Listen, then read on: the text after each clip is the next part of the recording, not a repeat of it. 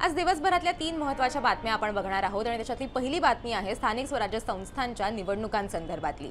महाराष्ट्र सरकारने 27% ओबीसी आरक्षण हे सरसकट लागू केल्यामुळे अनेक जिल्हा परिषदा, नगरपंचायतींमध्ये, नगरपरिषदांमध्ये आरक्षणाचा टक्का हे 50%च्या वर गेलाय आणि सुप्रीम कोर्टाने याच्यावरती सरकारवर ताशेरे ओढलेत।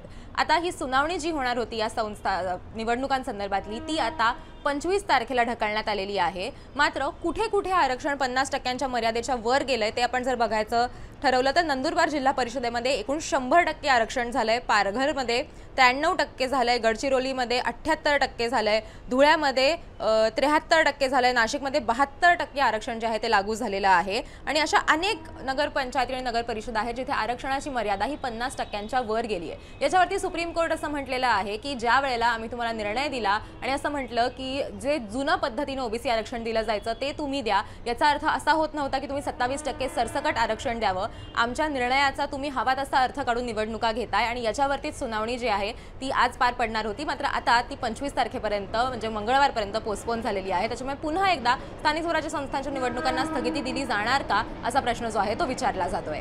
आजची दुसरी महत्त्वाची बातमी आहे ती म्हणजे एकनाथ शिंदे यांच्या संदर्भातली।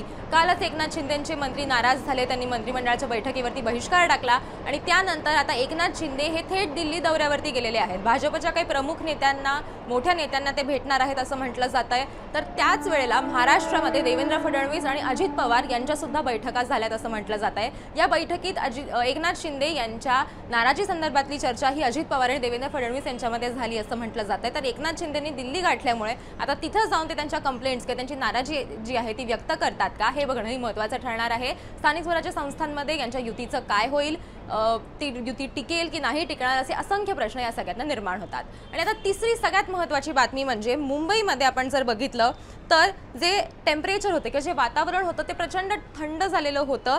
गेल्या 11 वर्षांमध्ये पहिल्यांदाच मुंबईमध्ये 16.2 अंश सेल्सिअस हे टेम्परेचर आपल्याला बघायला मिळालं। हवामान खात्याने जो अंदाज दिलेला आहे त्या अंदाजाप्रमाणे पुढचे 2 ते 3 दिवस हे टेम्परेचर जे आहे ते हळूहळू वाढत जाईल, त्याच्यामुळे इतकी थंडी वाजणार नाही। पण महाराष्ट्रामध्ये 2 राज्यांमध्ये कोल्ड वेव्ह येणार आहे असं सांगण्यात आलेलं आहे आणि त्याच्यामुळेच असं म्हटलं जात आहे की मध्य महाराष्ट्र असेल किंवा विदर्भ असेल या ठिकाणी तुम्हाला खूप जास्त थंडी जी आहे ती बघायला आपल्याला मिळू शकते। जे टेम्परेचर आहे ते 10 अंश सेल्सिअसच्या सुद्धा खाली जाईल असा अंदाज हवामान खात्याकडनं वर्तवण्यात येतोय। त्याच्यामुळे आता तुमचे स्वेटर्स बाहेर काढायची वेळ आली आहे, फक्त महाराष्ट्रातल्या इतर भागांमध्येच नाही तर मुंबईमध्ये सुद्धा।